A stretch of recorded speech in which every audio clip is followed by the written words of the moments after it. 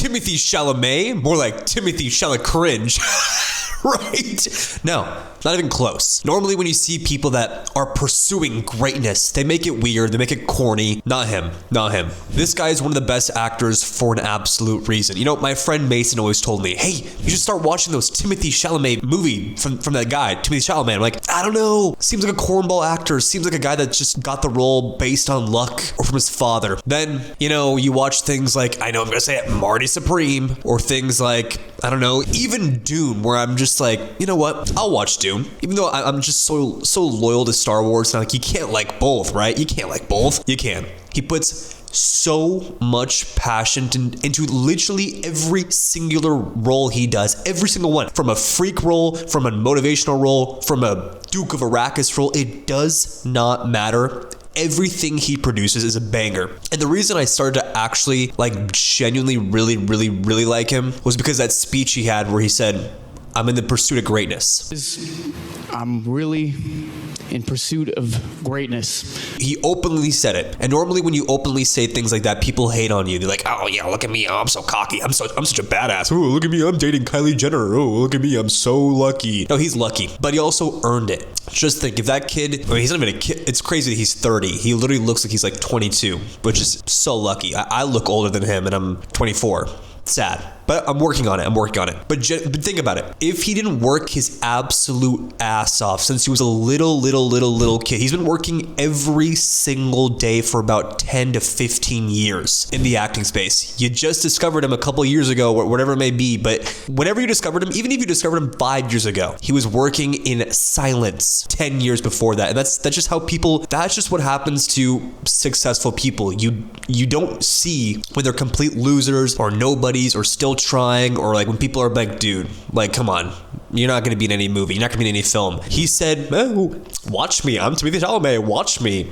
Would he be dating Kylie Jenner right now if he, I don't know, was a nobody, was just some regular kid? No, he earned it.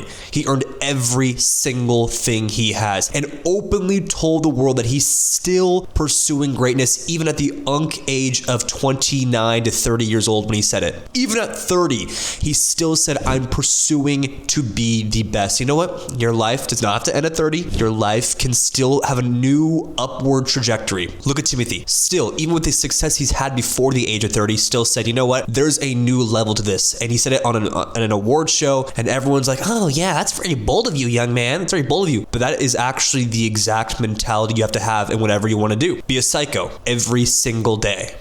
The art of chess. You know, in classes, and actually all of my classes in law school, people get super bum dilly dumb bored. Every single person is playing chess on their computer. And I was a guy that was like, nah, it's so archaic. Like, who plays chess anymore? No.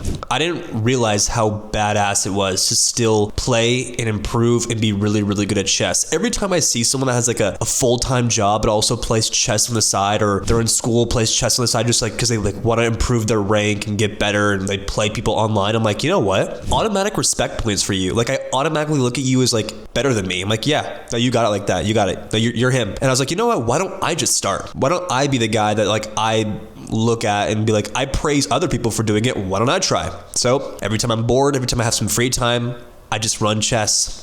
Every single day. I lied. Not every single day. At least once a week. But saying like Magnus Carlsen and all these guys, like, and then these like 2 influencer YouTube girls that do chess, I'm like, you know what? Maybe chess is pretty cool. I think it's having like a huge comeback. It's good for your brain. I guess a real life strategy game. Like, it actually, like, it's something that's actually cool and respectable to know. There's no more like nerdy passions and nerdy hobbies anymore.